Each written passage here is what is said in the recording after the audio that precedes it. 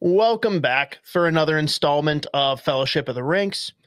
He's Joe Smith of The Athletic, bringing you all the insider info on your Minnesota Wild and Gophers hockey. And I'm glorified button pusher Scott. But we do appreciate all of you joining us wherever and whenever you are listening. Joe, I got to selfishly just lead in here. You just dropped an article interviewing someone very near and dear to my heart. Before I had my first son back in December. I mean, really, my fictitious sons were Rossi and Calen Addison. Just tell me, is Calen Addison doing well? I know he's your boy. He's doing all right. You know, obviously playing for the San Jose Sharks has been a rough year overall for that group. But I talked to him before he came back to Minnesota on Sunday, wrote the article for The Athletic, ran Tuesday morning. You know, he kept this apartment in Minneapolis. He's going to come here in the summertime and stay and kind of try to relive last summer, which is one of the best ones of his life, hanging out with Boldy and Faber and Rossi and all those guys. I think people underestimate with the trades on how the personal aspect of it. Like, obviously, Calen Addison has warts to his game. There's a reason why he's still kind of fighting to stay in the league, which he acknowledged in our interview with San Jose Sharks. But this is a group he came up with and wanted to stay with and was traded for, reasons that Bill Guerin had, and he wanted to get bigger and stronger, and we'll get to this later, but he got Bogosian a half hour later, and he's signed a 2-year extension with the Minnesota Wild. So reason for that, but it was cool to see him come back, and he really enjoyed seeing the rest of the group and trying to find his way. And this was a very pivotal point in his career, was to kind of see what he can do with the Wild, and didn't work out. He wished it was longer stint, but now he's got a chance to play a lot more, in theory, in San Jose.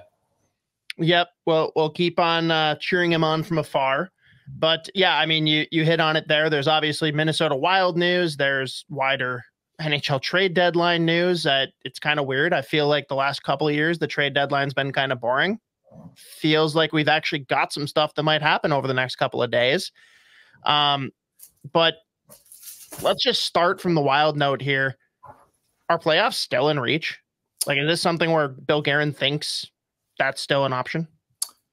Well, I think if you're the optimistic side, you always think there's a chance. Cue the GIF or clip of Dumb and Dumber. That's always there's a chance. But, as of this podcast, 8 points out in Nashville plays tonight.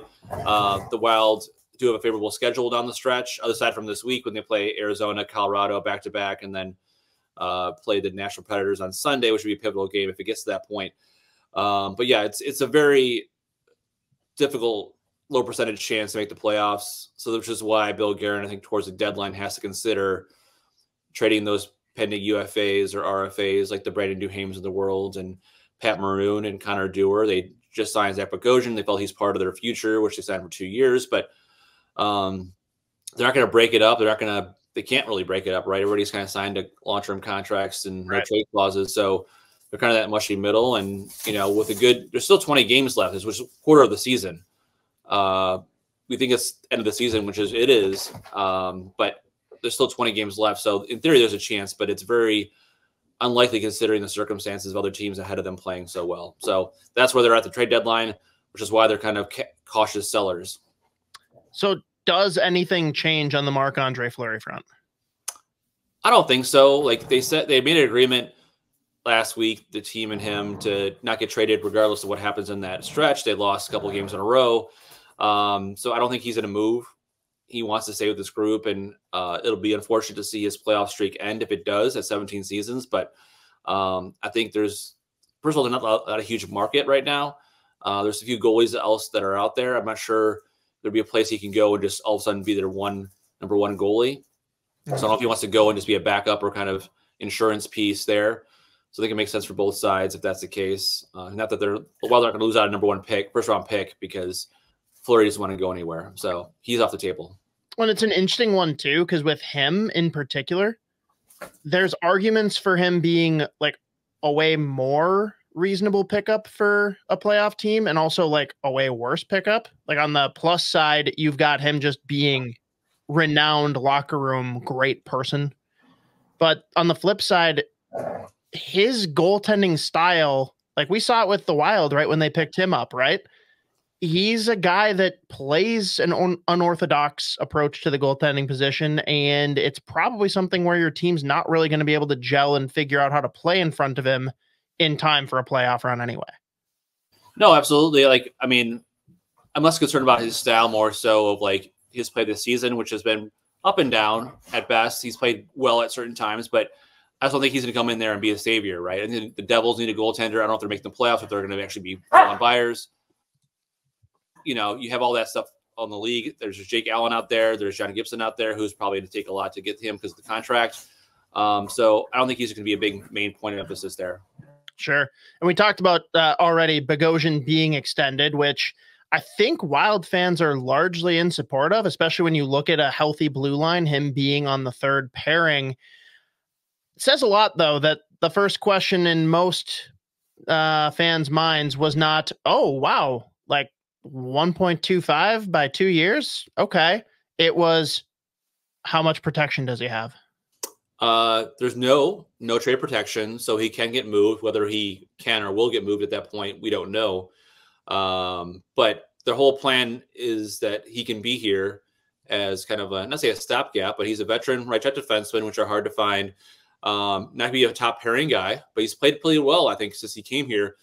7th round pick. They got him from Tampa Bay Lightning in November.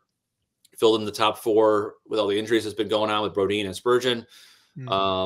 You know, I think if you slot him in the right spot in the situation, he can be very effective still.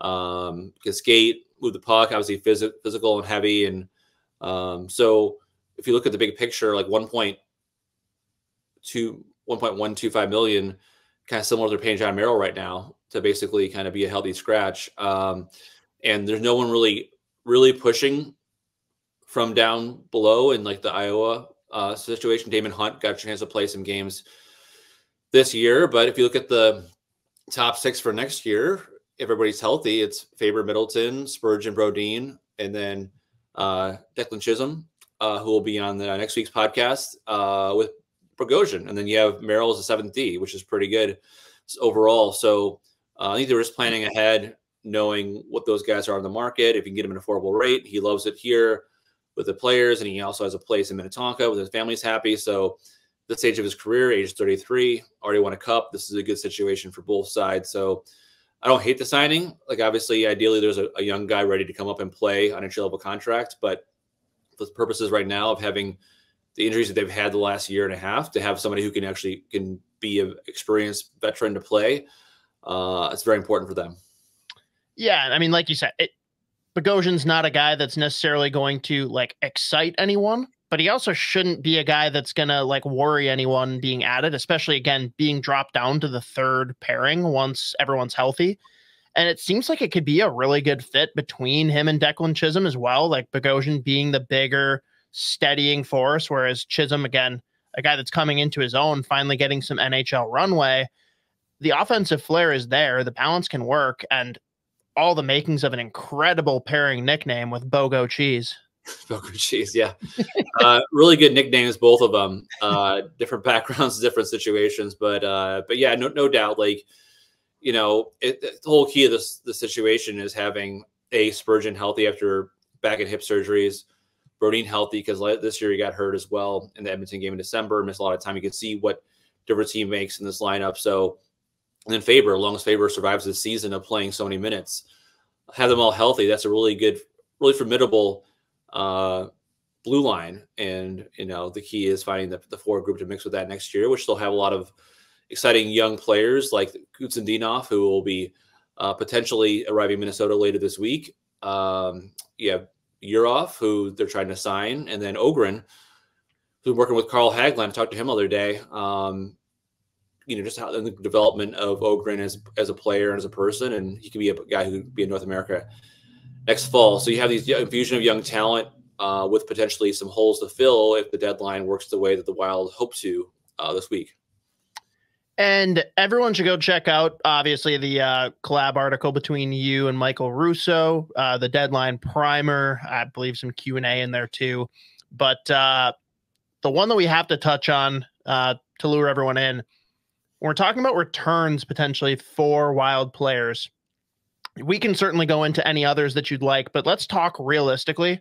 what do we think that a Brandon Duhaime could return in a trade? Well, I think it's all based upon the market, right? And that changes with every deal that comes about. I think the Wild would like to have shot high with this one.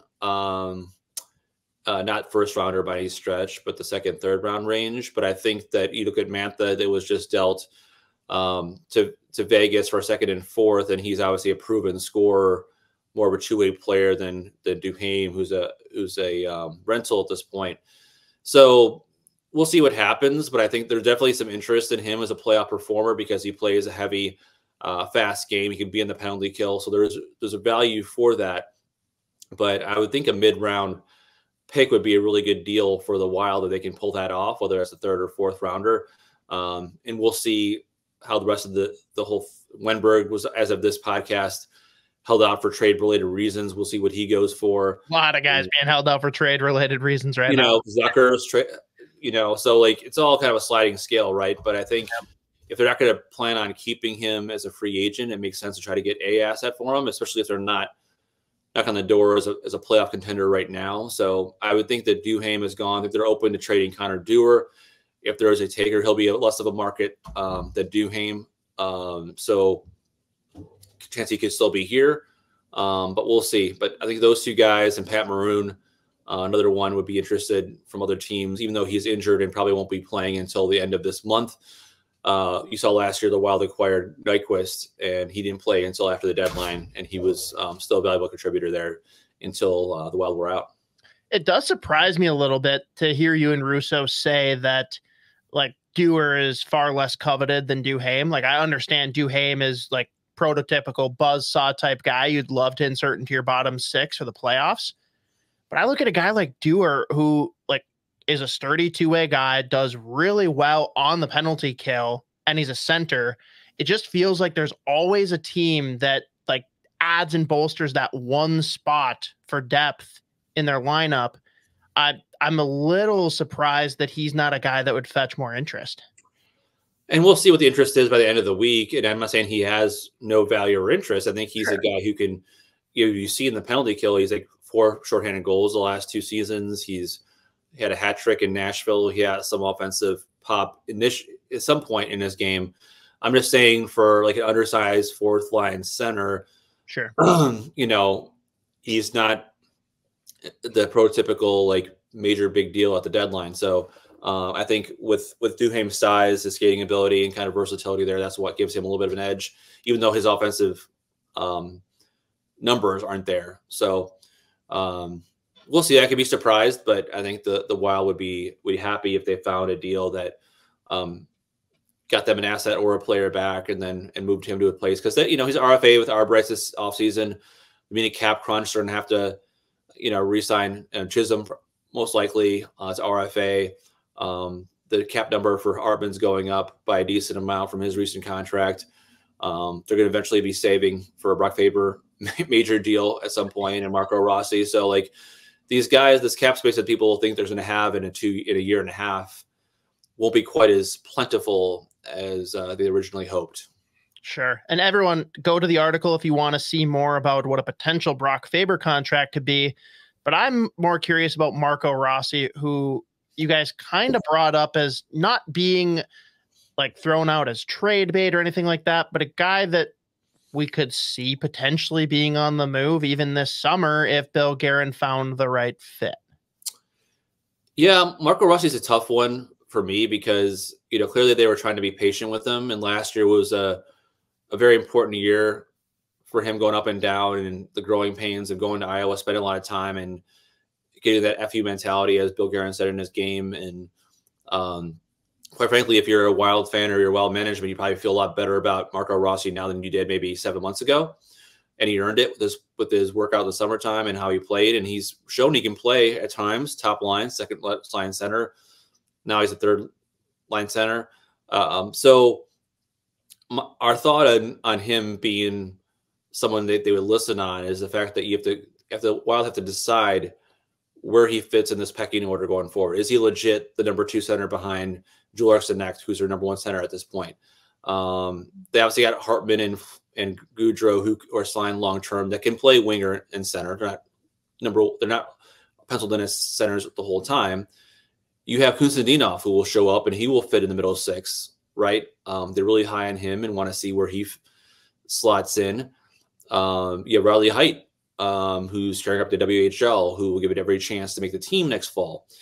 So I'm not saying this because I think that the Wild are going to definitely trade Marco Rossi and he's on his way out and they're trying to shop him. They're not trying to shop him necessarily. I'm just saying the Wild will have to properly evaluate what his upside is. And if they think and they want to be patient and say, hey, this guy's our legit number 2, number 1 center, then you keep that guy. If you think he's maybe up and down, you don't know for sure, you think you have a better read on him other teams, then you can maybe get a little more return knowing other guys that are there in his place to kind of step in and play that role. So I'm not an anti-Marco Rossi guy. I like him. He's a great kid, humble kid, hardworking kid. Obviously in smaller stature, but he plays very tough in the corners and all that stuff. So, I think everybody who is a Wild fan is probably rooting for him, but I'm just saying that I don't know if they say the Wild are completely 100% sold to him as that top 6 center going forward. And, if you would have asked me like 6 months ago, it probably felt differently than I do now. So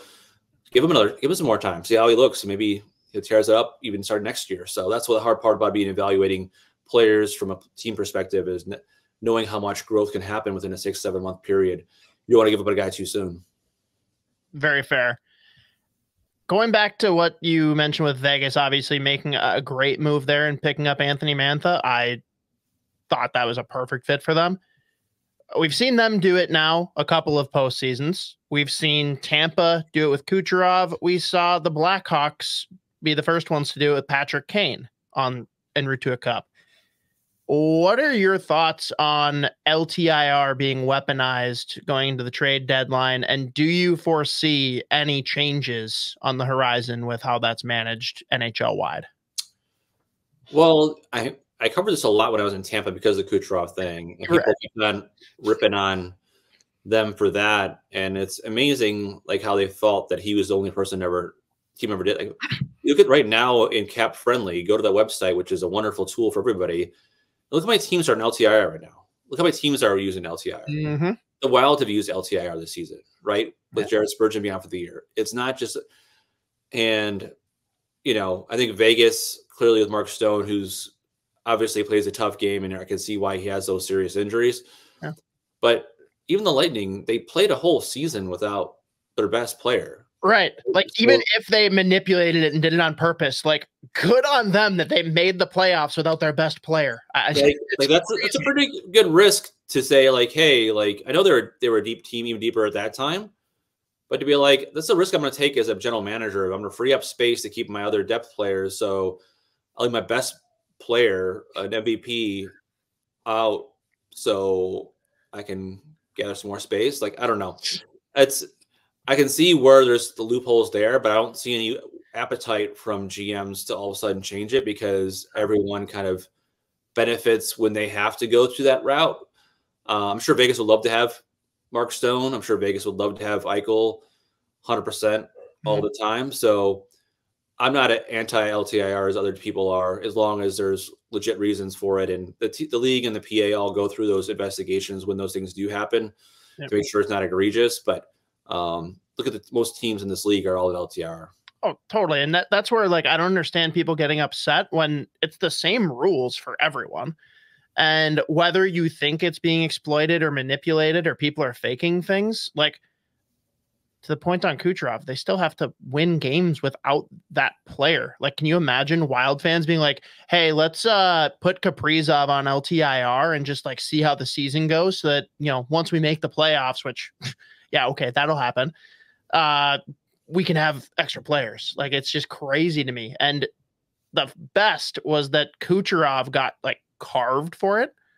And, like, people were like, how can this happen? Oh my God. And everyone, like, forgets that Patrick Kane exploited it even more. And, he just so happened to be ready just at the right time. Like, if there's one that was faked, it's Patrick Kane for Chicago. And of course they went on and just dismantled everyone. They were a wagon that year, but still, like, everyone has the same rules. Play by them. And they beat Tampa Bay Lightning in the 15 Cup final. They did. So, I mean, And wasn't Tampa the only team that like voted like, yeah, we can like get rid of this, and the league didn't do it? And then they're like, all right, then I guess we're going to do it too. Yeah, like it's a mechanism within the CBA that's not against the rules. So if I were a general manager and during the Lightning's run, they're only like $3 million increase in salary cap over that 5-year span, like I'm going to do whatever the heck I can to get the best roster possible. You see what they're at right now with all the different people leaving because of the cap. So yeah, it's a very humbling world. Yeah, which makes it even more interesting. And I don't know what you've heard on this front or how plugged in you are with Tampa now, but everyone's talking about Noah Hannafin landing in Tampa. And again, with the cap situation being what it is, I'm curious how that's going to work.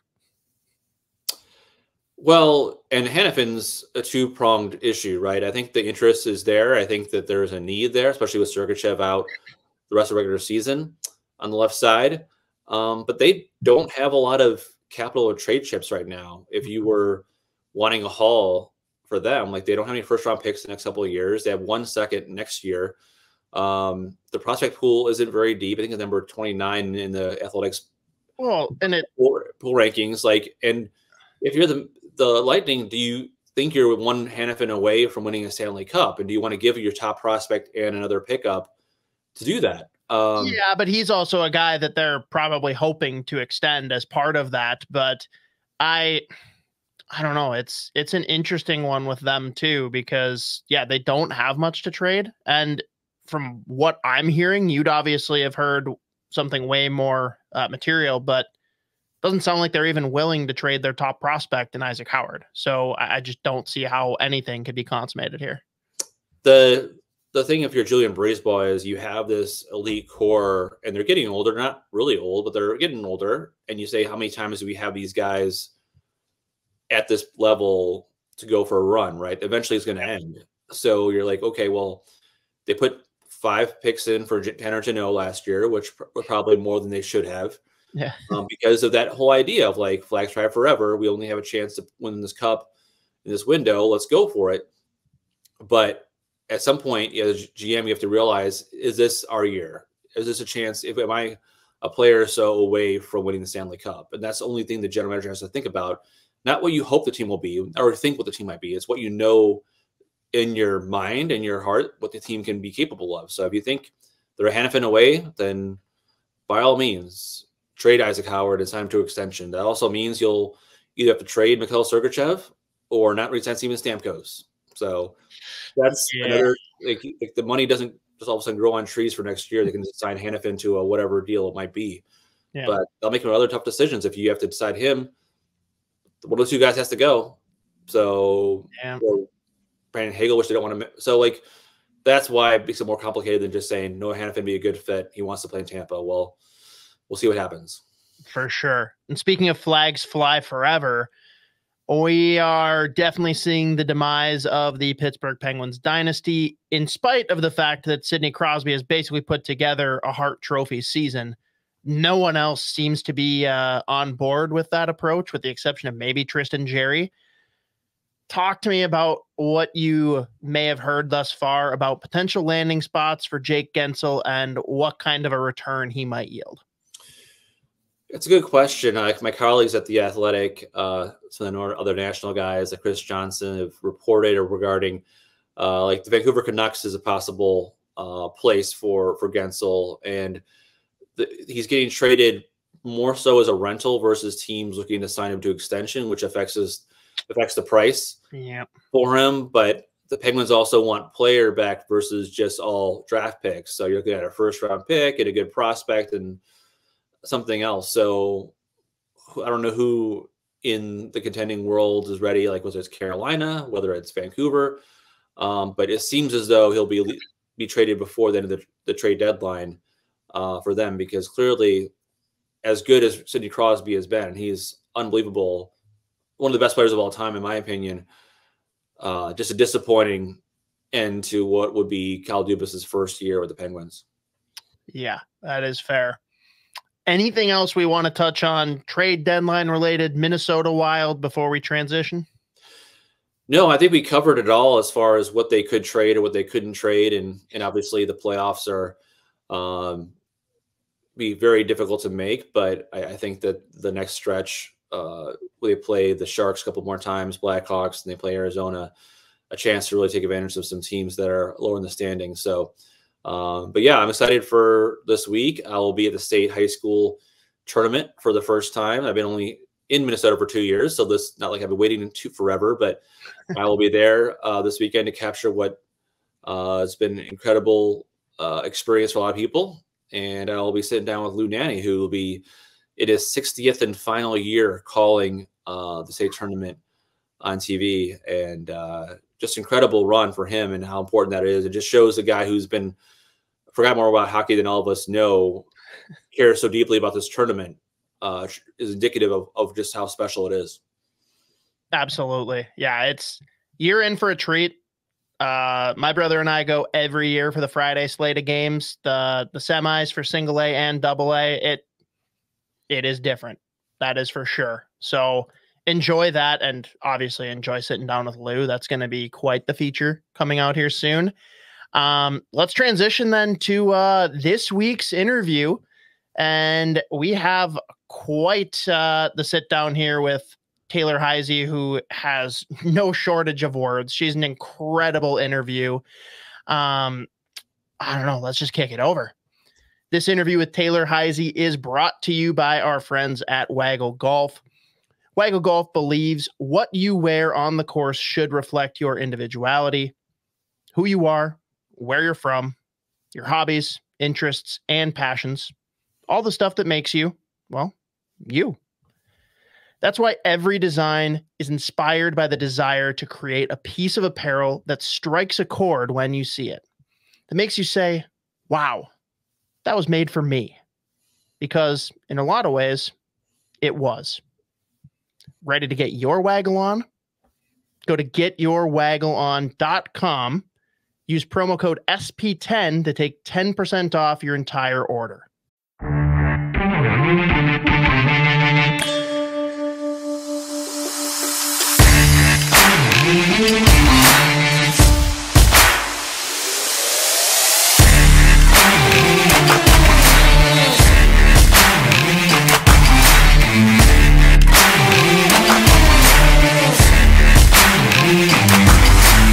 Joining the show today is one of us through and through, from her 6 seasons with Red Wing High School to her 5 years with your Minnesota Golden Gophers, now historically drafted first overall in the first ever PWHL Draft to, you guessed it, Team Minnesota.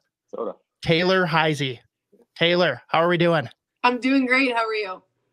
I'm doing awesome. And it looks like when we jumped in here, there was a little bit of chaos going on, wrapping up from something fun you guys got cooking up. You want to fill us in? Yeah. So one of my teammates, Kelly Panic, works for Valley Sports. And she just knows how to roll questions off the tongue. She's made for the radio and TV. So we did a little baking segment. Baking is one of my hobbies outside of hockey. It's been something that helps me calm down. It's been something that I've loved enjoying. I did it with my parents, with my brothers, siblings. So I've done it for a long time, but we got to do a little baking segment, a little cook with me and Kelly. So. And what's on the menu? What did you guys make? We made chocolate bundt cakes and then did a chocolate ganache on the top. It's funny because I give up desserts for Lent, so I didn't try it, but she did. She said it was great. So we're just going to go off of that and then just kind of see where it goes. Wow, that's brave of you to make something that you cannot enjoy yourself. I got a little nervous. I started sweating a little bit, but Kelly is someone that's going to give me her honest opinion. So I knew when she said it was good that we were good to go. Well, that's good. Okay, yeah. Well, typical opening question here on the show, and you're our third interview. In the first 2, we had ranging responses. So be honest, how long did it take for you to see that the Minnesota Wild was not just a nature scene? That's a good question. So I didn't watch hockey growing up or anything like that because I'm from a basketball family. And I don't even know when I figured out the Wild situation of the whole thing. I knew professional hockey was a thing, but I never watched. I never really went to games or watched. I would say I was about 11 when I was very unsure kind of what I guess it was. But then I kind of figured out the Wild, and now I've worked with them and I've done that. So it's been cool. But then I would say within the past 4 years, like the logo and everything, that's when I started figuring that out.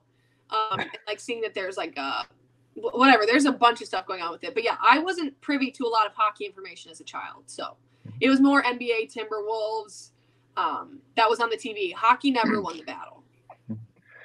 Like you mentioned, a basketball family. Obviously, your brothers play. They still play, right, in college?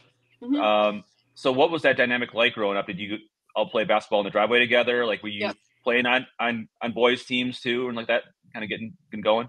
Yeah, my parents both played college basketball at River Falls in Wisconsin, and that's how they met, actually. And then obviously when you have 3 kids that are decently athletic, they just kind of threw us into the basketball scene. In 7th grade, I had to pick between hockey and basketball, but I played all through my youth. My dad was my coach every single year. He coached my brothers too. We were always at a AAA tournament in like the summer, AAU, anything like that. So in our driveway, we have a big driveway. We live in the country. Each of us had a hoop. 2 of them were drilled into the ground. And the other one was kind of one you could move around in case we wanted to do like full court stuff. So we lived on cement, obviously, and we would do that. And you had to make a certain amount of free throws before you go in for dinner. And we would play against each other one-on-one. It took a lot of hits to the concrete with how big my brothers weren't that big back then, but like they're 6'9" and 6'5", so they're big boys, and I wouldn't be able to compete with them now. But in the past, we were very competitive kids. Anybody call fouls? Did you, or they're kind of like not part of the deal? As you're a kid, you feel like everyone's against you, so you would be like, "Oh, there's an and one," and my dad would like keep playing, and you're like, "No, you're wanting Nathan to win, or you want Ryan to win. You're just being a baby." But no, we would get very competitive. Like we would go into dinner, my mom could tell who played against each other because we wouldn't be speaking to one another. So how would you describe your game? Were you like a Caitlin Clark, like sharpshooter, or were you kind of like a power forward down low, or what was your game? I would say when I was a kid, I was decently tall, but I wasn't like right now. I'm about 5'10". I would say when I was playing in like 4th, 5th, and 6th grade, I was probably 5'2", 5'3". Maybe 5 foot, I'm not sure. But I was always bigger than most kids. But usually when you're one of the best, you're the point guard. You got to dribble the ball up. Someone's got to get the ball off the floor. So I probably would be more of a point guard. Caitlin Clark's a point guard. Love her. She's actually playing at the U tonight. It's sold out, but I'm going to be watching it online. Very excited for that. I would say, I was a little bit of a mix of both. I could get in there and play on the post a little bit, but also I was shooting some threes. Back behind, not logo threes, but behind the 3-point line, I guess. But a little bit of both. I feel like when you're tall and you're bigger than the kids that you're playing, it's just easier to do a little bit of both. I don't think I ever got birth certificate checked, but I was always much bigger than everyone else. I remember asking you, I met up with you before the season at the rink there before your opener, and you have such a cool story of how you got started in hockey. And I don't know how true it was or not. Well, you had a pamphlet or you had like a flyer in your backpack. I don't know who put it in there or how it got in there, but I'm sure the hockey guys are thankful for that. How did that actually happen? Yeah, so that's true. One of my friends, his dad must have played college hockey, or he was just very connected in the hockey realm, and he wanted to bring it to Lake City. And we didn't have an indoor rink. We just had a rink that was taken care of by the parents of the community and some of the people from the city. So we had a little rink surrounded by boards that were wooden, and then a little area of like skating area. And sometimes there was gravel there. Sometimes there was like, it depended on how well it was put together. But to start, I never thought I was going to play anything other than basketball. I was convinced that was going to kind of be my destiny, and I kind of rode with it. But in 1st grade, the parent put out a flyer and was like, try hockey. You can come out and you can try it, and you can kind of be a part of something different. Obviously, Lake City had never known that. So I was like to my parents, I'm like, well, I might as well try it. I've done every sport. I did track, I did soccer. We didn't have lacrosse, but I would have loved to do that.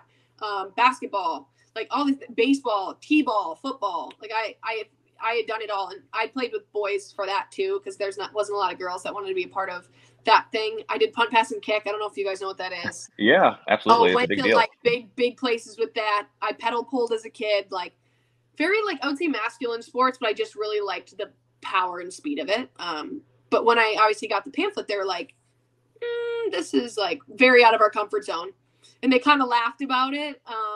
But they did bring me. They brought me, and I got gear from like Played Against Sports, the Wild. Like there's a lot of things that helped me out to get there. But it was a very weird story. But I really am very grateful that it happened, because I would not be sitting here today speaking my story if that were to be the case.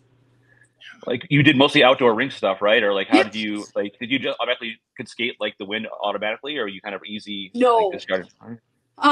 So we have a pond outside my house too, which was not there intentionally for hockey or anything like that. It was just there for my dad's a big landscaper. He loves doing that. So I skated on that a little bit. That's also more so of when the ice is good. It's just like in town. Like my first year of skating, my mom was like, "You were the worst one. It was terrible." She goes, "You were looking like Bambi out there." But I loved it, and I would get up after I fell every time and just like love it. And most of the kids, I called them babies. My mom was like, you would be ragging on them because they would all be sitting in the warming hut eating snacks, and you would just be out there pedaling through. So it was a super fun time and experience. But to have, not only my parents support me through it, but other parents from other communities. Like I said, from Lake City.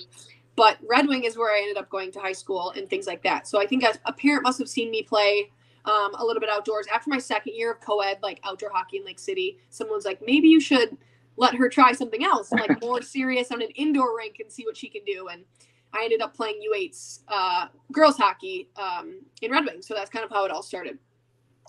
I'm curious for your opinion on this, because like you talked about playing all the sports with the boys for a lot of the time, but then, started in girls U8 hockey. I saw just in my small community, like all of the girls that played boys hockey longer, like they all went on and played college. Right. And I don't know from your perspective, kind of seeing both sides of it, like playing all girls hockey, but then playing other sports with the boys. Like what are your thoughts on like girls coming up in hockey? Do you have an opinion one way or the other? Yeah. I think since I didn't do it, I am indifferent. I think it's a mentality. It's a mindset. If you go and you play boys hockey and you don't have the right mindset, you're never going to survive. You're going to get eaten up. So I would say for me, I think it's very beneficial now to have a little bit of that contact, because obviously now in our pro league, it's allowed. A lot of the on the boards hitting is allowed, and it's quite physical. And I think some players who are now a little bit older grew up with none of that. And some of them maybe played boys, but when you're 25, 30 and checking gets introduced into your game, it's a little sketchy and scary, but we're learning through that. But I think as a kid, it's all mindset. I loved playing. I think since I grew up with brothers and I grew up getting the crap beat out of me sometimes, like I was totally okay with, playing football or playing tackle football or baseball, stop all those things with the boys, because I was like, I want to be one of them. I wanted to be where my brothers were. I wanted to be one of them and considered, I guess, cool to them. I don't know.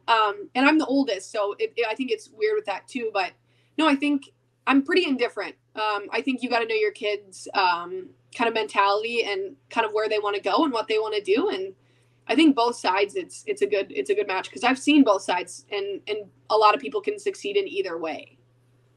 Totally.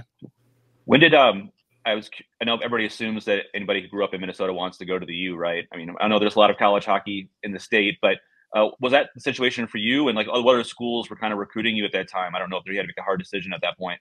Yeah.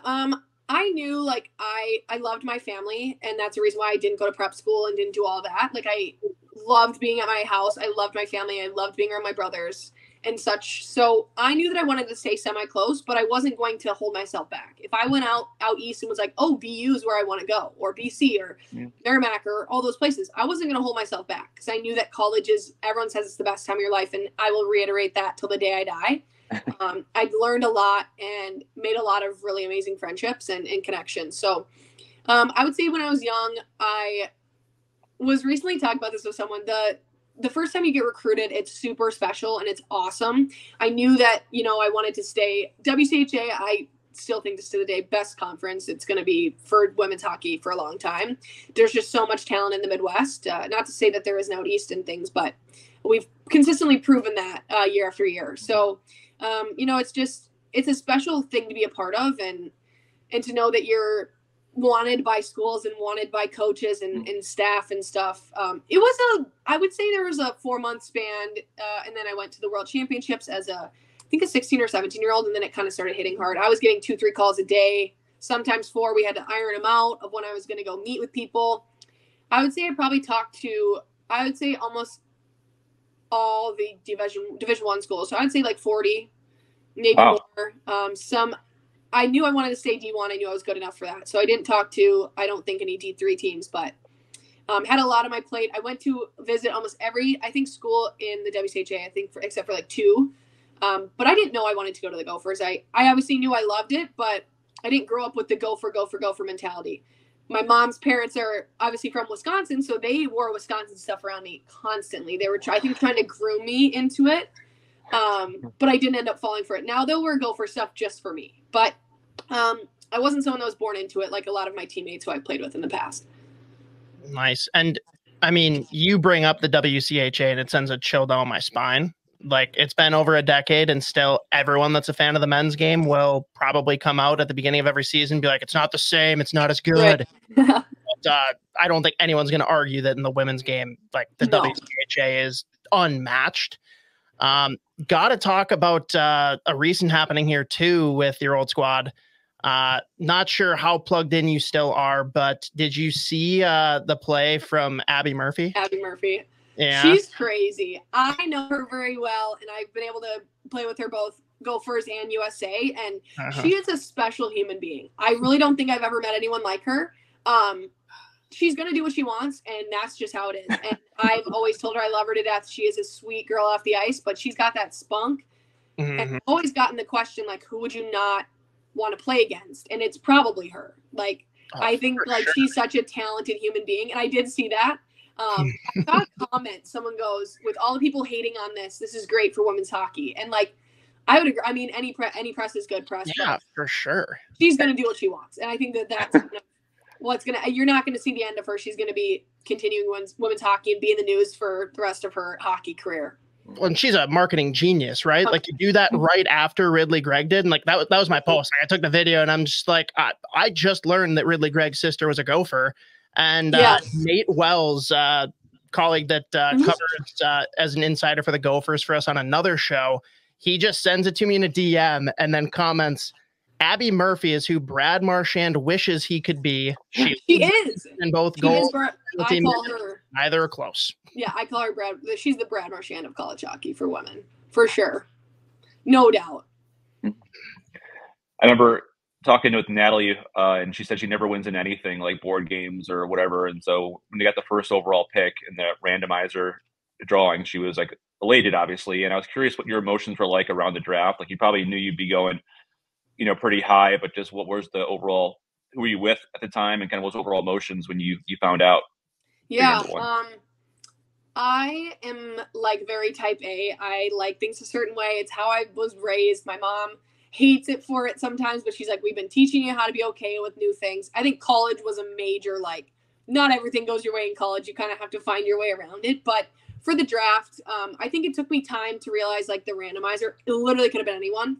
And, I knew that I had put myself in a good spot to, go on the top, like, probably top 3, like anything in that sense. So it obviously did depend on who was going to get the top pick.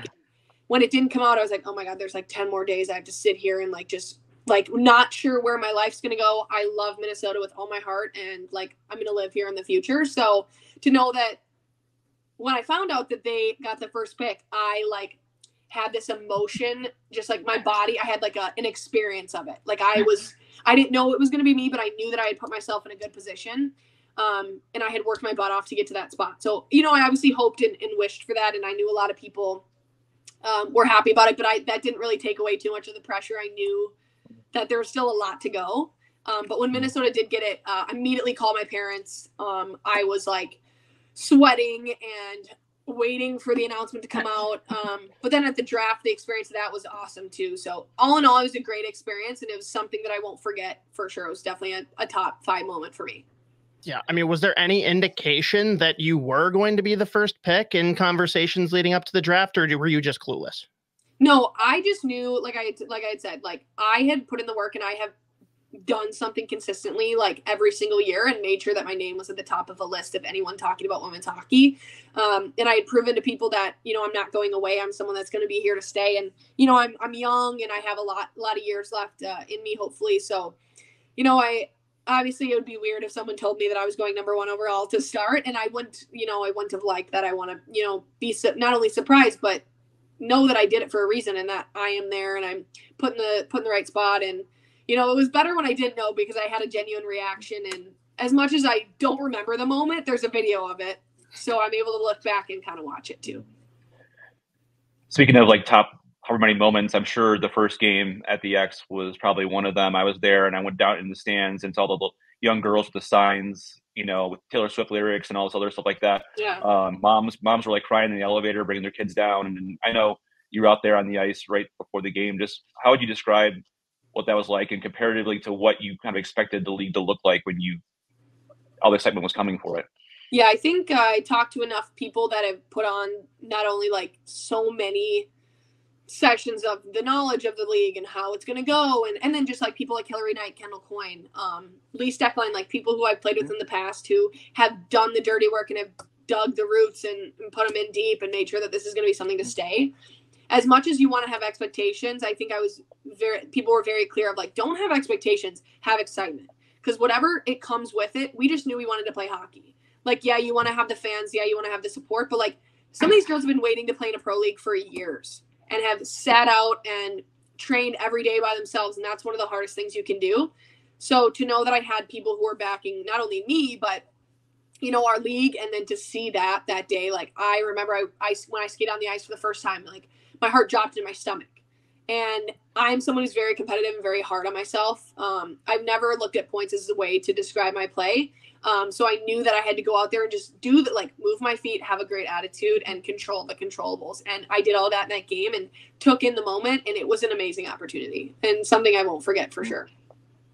Like I'm sure there's a million of these certain moments, but I was curious if you have a favorite memory of interaction with a young fan, either on a road game or a home game where like it really kind of hit you and connected with you, whether it's a parent or like a young girl player, everything like that.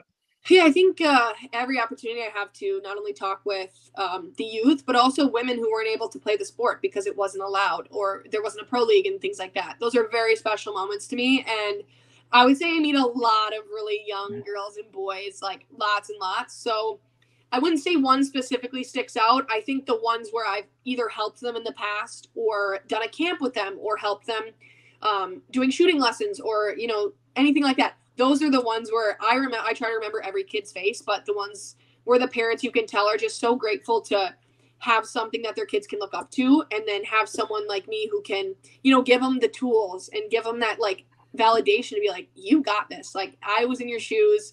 I started later. I didn't get to do this, that. So to have those opportunities to not only talk to youth, but to inspire some creativity and, you know, some love within that community has been very fun.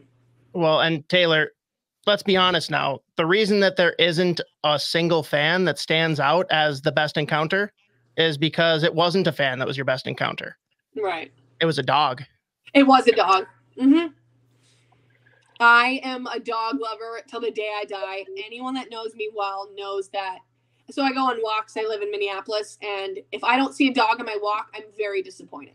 But any dog that I see, I'm not a fan of small dogs. I love them, but I'm not a fan. Oh, I'm more of a bigger dog person, like a cuddler or a big furry one. Any dog I see, I don't care where it is. I am like, it's like a squirrel mindset. I can hear them. I can see them. And I immediately want to go pet them. God, I literally had purse dogs on here as like a point of conversation. Like, are they dogs? Are they dog adjacent? Is it more of a cat? Like, how do we feel? Yeah, I've never been like, I think growing up, like my grandpa lived next to me on a farm. He had a smaller dog, but he wasn't like tiny, like the small little purse ones. I think it's based on personality. I think your dog has a lot to do with your personality. And if I meet your dog, I feel like I can kind of tell like how you're going to be or like how you like live your life. As much as that sounds stupid, I think I can. That worries me about like what my dog tells people about me. What my dog says about me. Yeah. If only dogs could talk. Oh man. We walk our dog all the time in the North Loop and down the riverfront there with our dog Sammy. And so it's amazing how many dogs are out there, right? They're it's great. like ridiculous amount. Yes. When it gets warm, it's the best. Like I'm hoping here in the next month, everyone brings their dog out and we can just have a dog day. Like all my teammates have dogs and they always have doggy dates. And I was like, I have nothing to bring. I'll bring you baked goods and I'll just get to run around with the dogs. That's what I've always told them. I was like, invite me to doggy daycare. Like I would love to go.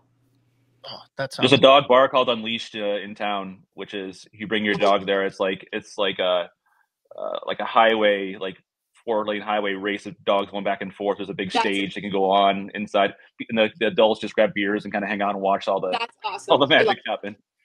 That's awesome. That sounds like a good time.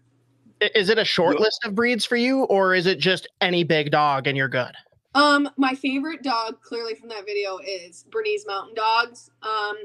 They don't live as long though, because they're big animals, but I like those. I really like Golden Retrievers. Labs are awesome. Corgis are super funny to me. I wouldn't classify them as small dogs, but like me and Grace Sunwinkle, who's my teammate, we've been on this kick of every time we meet someone or our teammates, we sometimes classify them into an animal or a dog breed. And she's my Golden Retriever to my black cat. So like we have a relationship like that.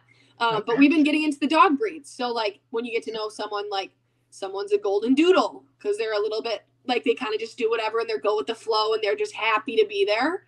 So that's kind of what we've been doing and we've been enjoying it. Sometimes we'll text each other and be like, "Ooh, what do you think so-and-so was?"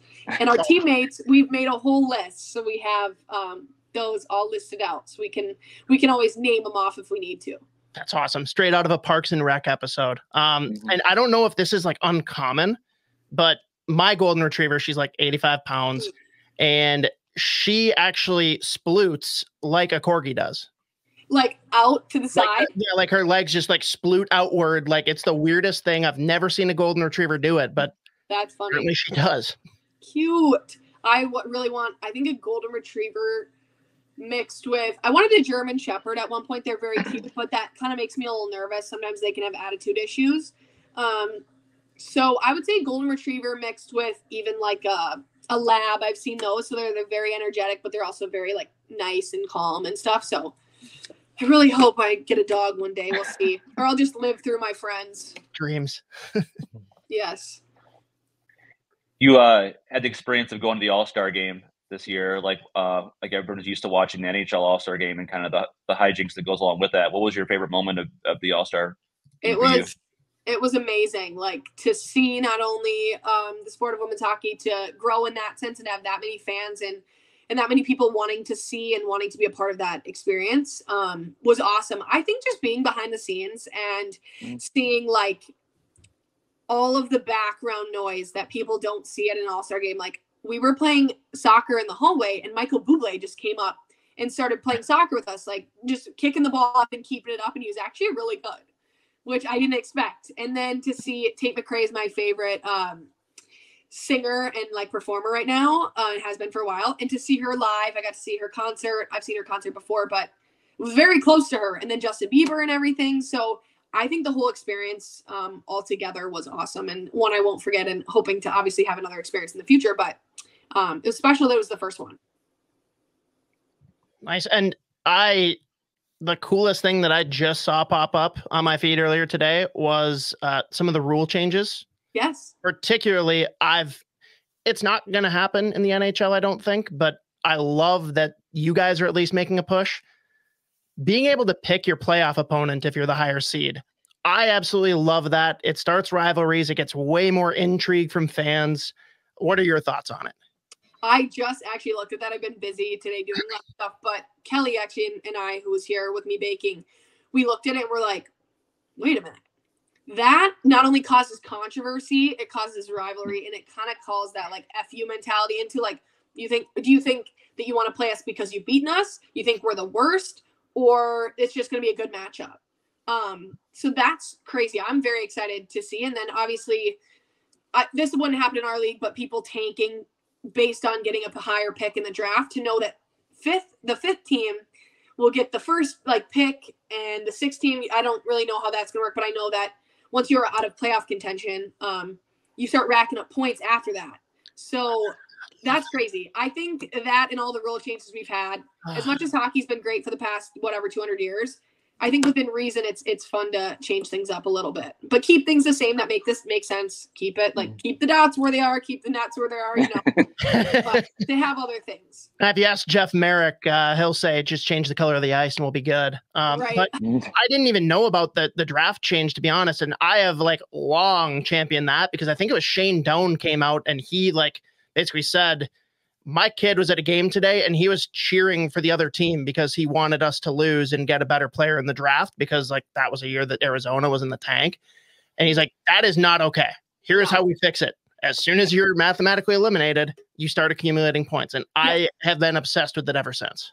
Yep. So I hadn't heard of that prior, but after seeing that today, I think that this is an awesome, not only start for us, but it's going to prove that if other leagues or other people want to do this in the future, that it can work and that it's, incentive. I have never thought that women's hockey, as much as guys hockey, you don't have that much of there's so many teams, you don't have that much of a grasp on it. I think with us being by one entity, all of us under the same one, I don't think that would happen. But even if it did, I guess we wouldn't know because we're not behind the scenes on every team. But I think it's going to be awesome. And it's going to be something that a lot of people are going to be looking forward to here at the end of the year. Speaking of changes, I was curious if you thought this would be worth changing is the rivalry series. Would you like to have it during season or summertime? Do you like to have it in a mix of your season? Yeah, I think I'm kind of indifferent. I am not going to have any of my opinions put into anything serious. But I think this year it was a lot. I think since we started a little later, we did it. But it's one of the best experiences. Rivalry is an amazing, tool, not only for international play, but for the fans to continue to know that it doesn't just mean that one game matters a year, and that's the championship of the gold medal game of the World Championships. To know that there's a lot more on the line, and it's a lot of switching up rosters and giving people a chance to, to get their shot and to do things like that. So I'm pretty indifferent. I don't know if it'll stay the 7-game format with just our league and stuff, but it kind of depends on when we want to start next year. And I don't think it's going to be January. I think it'll be a little prior to that. So it doesn't matter. As long as I'm playing hockey, it doesn't matter to me. Right. Well, and maybe your familial allegiances over the border impact this, but being a Gopher, Team USA, who do you hate more, Wisconsin or Canada? Oh gosh, I think it was in my time. I think it depends on season, but I definitely like Canada. I mean, at this point, it's a fuel to my fire anytime I do anything. And now, obviously, with the PW and my team, we only have a few Canadians, but not a lot of them are staples on the Canadian national team. So I think that helps me too, because our team is very much so US based and Minnesota based. We obviously have some people from Wisconsin, which I sometimes got to play against, but if I still had my Gopher jersey on, I would probably say Badger in the season, but Canada all day long for sure. There. My wife and I are expecting our first child in June, so baby names are on our mind. And I was curious, as far as names are concerned, do you and other teammates have a name suggestion for your current team? This kind of what would you name this group? Congrats, by the way. Thank you. But I've said this multiple, we have a lady at our games who has a Purple Rain sign because me and Grace Winkle have said it to the media multiple times. And I teased it a little bit on my Instagram. I think Purple Rain would be awesome and have a crown on the jersey. People have said the Valkyries. Someone said the Twin Cities Kitties, which I actually at. It's so funny. Would never wear that on my jersey, but just to have people be able to give names. I think it'd be fun to have a little name competition and have people be able to, submit their opinions and to get fans involved and let us have a little bit of a say at the end, maybe too. Would be super cool. But I think, Purple Rain's probably my number one choice. Hard to go wrong there. That's great. I mean, the merchandise would fly off the shelves. Oh my gosh, the roots of it are just Minnesota based. So. And the vintage LA Kings jerseys are just perfect. Yes. Oh, they're sick. Those are, we've done a lot with the Rain down in, where is that? Ontario? Yes. Yeah. So we've done stuff there, and then with the Kings and stuff, we've done a lot of stuff with USA Hockey in their performance centers and stuff. So to see all their stuff, I think that's part of the reason why I got kind of the thought of that. But no, it's been cool to see people get super excited on social media. Obviously, when those, I guess, names were leaked, people were not happy about that. So to know that starting fresh, which probably was needed in that sense, I think is awesome to know that we have that backing and that support and people are going to give you their fair and honest answer, which I think is always something we want. Totally. Yeah. And that Ontario Reign is like the Minnesota Wild logo to me. Like, it took me about 6 years probably before I realized it was not talking about Ontario, the province, that it was actually like a location in California. So I'll wear that one. And I don't know where we're at. Joe, did you have any other questions we wanted to throw out before our Waggle golf question? No, I think we're good. I appreciate your time, Taylor. I know it's been a little bit here. But yeah, we have a fun golfing related question. I don't know how much you golf, but we have a golf related question for you. Yeah. Are you a golfer first, I guess? So my dad's an insurance agent, and normally like they're like on the course, they do a lot of their stuff there. He just never did. And he never taught us how to do it. My brothers, I think in the past few years have gotten into it. My boyfriend's a big golfer. I've gotten dragged to the course a few times. I'm not horrible. But I'm not great, but I do I really like driving the cart. That's my biggest thing. As much as that, give me a drink in hand, maybe some country music running through the grass. I don't know. I think it's fun. I think one of my best abilities is putting, which is kind of crazy. Driving's tough. I have been learning a little bit as I go. Fair. Well, yes, I'm definitely the beer, cigar, drive the cart kind of guy. Yeah, I feel that. Yeah. You're making sure everyone else has fun. That's an experience. That's right. And so we can take a spin on this if you want, but the Waggle golf question, everyone get your waggleon.com and 10% off your order with promo code SP10. But the question is, who is your dream golf foursome? But I'll let you deviate from that if you want to have a foursome you build that you are going to drive the cart for and caddy, but you got to tell me then who your cart mate is. Okay. That's funny. So I think I'm going to start off because I have watched when like the celebs get to do it. I'm going to have Steph Curry, basketball, hockey, like the collab. Yeah. I think he's going to be my buddy. I think he would also enjoy a fun time. I would probably pick, and then I pick Shaq. These are just so bizarre. I don't think people would agree with me, but I think Shaq, like, he is so funny, and he's done some golfing things in the past. I've seen him. And then Travis Kelce, I think would be super fun. And then I think my fourth, I'll go Kelly Panic. She's a really good golfer, and I've golfed with her in the summer, and as like hardcore as she is, she really helped me to like learn, and she would have a fun time with the guys. I might need to teach her a little bit more basketball related things, but I think that would be really fun. Nice. And now, is that Travis Kelce for Travis Kelce, or are you hoping like Taylor Swift is lingering nearby? You know, I think I would need to get to know Travis Kelce first, but I'm not like a huge Swiftie. I like Taylor Swift songs. Don't get me wrong. Don't come at me, people. But be careful. I think she's great, but I think Travis is a very interesting man. And I saw him. He did it's like I think they did it on Fox or something, and it's like they compete. It was Klay Thompson, Steph Curry, and then it was Travis Kelce and Mahomes, I think, versus each other, and they got to do a little bit of stuff. Yeah. So I watched that a lot, which I think is super fun. And Travis just looks like he's there to have a good time, and that's kind of what I would be there for too. Very good. That'd be great. I mean, it's hard to fit you and Shaq in a cart together. I mean, he might need a bigger cart for him. I would even sit in the back. I would let him drive because he would be fun too. He would be a fun time. Awesome. Well, thank you so much for joining us. It's been such a fun conversation, and really enjoyed learning more about you. And obviously, it's been an incredible year for not only your team in Minnesota, but the entire league. So we're kind of excited to see who you guys pick for your first round opponent in the playoffs. Agreed. We got to get there first, but I have a lot of faith in us and in the team that we are. So it'll be very good. Awesome. Well, thank you so much, Taylor, and good luck with the rest of the season. Thank you so much. Again, I can't say enough good things about Taylor Heise. Like, a great ambassador for the women's game, especially with this new league with the PWHL underway. I mean, Joe, I don't really have much else to say. It was just awesome. Yeah, I know. Like, just such a well-spoken. She's really young, obviously, and she's a star in this league, number 1 overall pick. A lot of interest off the ice. Talked to her about her baking and everything like that. But I also love the name Purple Rain for the women's team in Minnesota. That's just an ideal.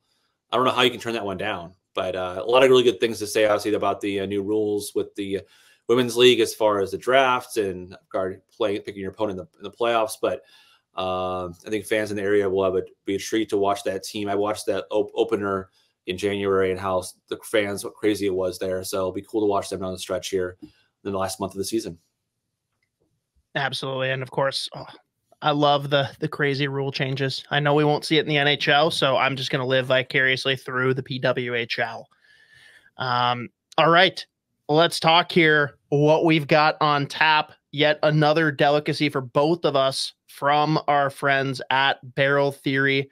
I'm rocking here a little uncharacteristic for me. We're going with a sour called Just Look at It. Fruited sour with passion fruit, orange, and guava. I'm not going to lie. It's actually pretty good. Again, me not liking sours, which half the time is because sours aren't even sour. Like this actually has a little hint. Like it's not super sour. It's almost, for me, it's like a touch below, not Sour Patch Kids, but when you get the Sour Patch like fruit candies, like the watermelon, I think they got a peach one now. Like it's probably just a shade below that as far as the sour effect, but really good combination of tropical fruits. Like I'm not going to sit here and throw back multiple of these, but for one beer, like it is good. It's, I mean, basically a fruit smoothie with a little bit of sour to it. I don't know. Hard for me to complain. I'm in. There you go. Yeah. Like, and again, I have the off the hop rope, but I'm a hazy guy. So I'm stick to my guns and go with that route. So off the hop rope, clever name, of course, and very smooth. Like there's some hazies that are just like really heavy, not just a double, IPAs, but obviously very good summer beer, I think, and which is now getting towards springish weather. So it's a good patio outside kind of beer, which we're hoping to do some more do some podcasts at a brewery down the road here and sit outside and have crack a cold one in the summertime and enjoy it. Absolutely. And all of you listening, if you're going out for the state tourney, you try and get into Tom Reed's, it's too busy. Yep, we know. We've heard that story before. Walk the other way down West 7th. Head over, check out some of the great restaurants out that way. Dark Horse is one I'm a fan of. A lot of people will go to Bulldog, but make sure you check out our friends at Barrel Theory. Tap room is just over there by where actually your Saints play baseball. And I mean, if you guys have anything incredible, let us know. Throw some pictures, tag us in it. We want to know what the good stuff is over there. Yeah, it's definitely a great spot on 7th. Like Casetta's is a good little lunch spot there. I'm a big chicken parm sandwich guy. So chicken parm, yes. Yeah. So then Zamboni is a new spot across the way from the arena where the old Eagle Street spot used to be. So people seem to not be aware that that's open yet. It is open and renovated. The downstairs area is cool too. So it's definitely good proximity to where you want to be. So yes, so state tournament this week. Gophers are playing Penn State, 3-game series if it goes that far. One last, in theory, a tune-up before the regional, and should be the game we went to, Scott, was unreal. Apparently it was an undercard for the next night when it was a 6-5 overtime victory for Minnesota, but we saw Captain Jackson Nelson with the hat trick in that game. Oliver Moore, who we had on our podcast week 1, tear it up too. So Gophers could be sneaky good going in this tournament in comparison to where they were like last year, where they were a favorite. Now they're not the favorite, but it'd be, I don't know if I want to play those guys if I'm another team going to the regional week 1. That is for sure. Yeah. And I love too how first question from Jess Myers in post game with Oliver Moore. So you playing so well tonight have anything to do with the Chicago Blackhawks having representation here tonight? And he's like, had no idea they were here. Oh, they've been watching all season. Trust me. Right. But they're looking for ways to spin positivity right now with everything that's going on down there. But God, that pipeline, not great for Wild Faithful. They give it like 2 or 3 years, they're going to be a problem again. They will be, and that's the way you build it through the draft, right? And the Wild hope that they're in that same boat with Yurov, Konstantinov, and Ogren becoming those guys, and Wallstedt in theory in net. So that's how you build. That's how Tampa built their team. A lot of their team was built through picks, Braden Point, 3rd rounder, Kucherov, second rounder, Palat, 7th rounder. Like, it was the only way you kind of hit it in the salary cap world is by drafting your own guys and building them through. So, but yeah, Chicago has they might have another number one pick next year too, with a certain very talented player from BU who could potentially be here in St. Paul for the Frozen Four.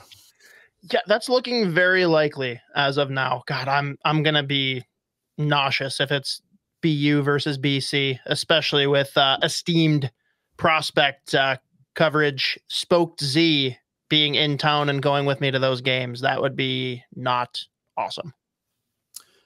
But I'll be here covering the Frozen Four. I'll be at the Wild first part of that trip in Chicago and Colorado. Then I'll be coming back and covering the Frozen Four and the Athletic for whoever is here, whether it's the Gophers or BU or BC or Quinnipiac or whoever shows up. I'll be here. It's a very fun environment and hope to see everybody there. Beautiful. And I know we already hit on several of the articles that have recently posted coming up.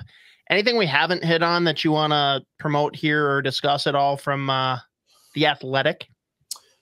Well, we'll obviously have deadline coverage up through and beyond the deadline on Friday. My colleague Mike Russo will be in Arizona and Colorado. I'll be on the next trip to St. Louis in California. So we'll have deadline trade grades, and then we'll have another analysis of the deadline, what happened, what didn't happen for our next Wild Insider on the Athletic. The Lou Nanny story will be fun.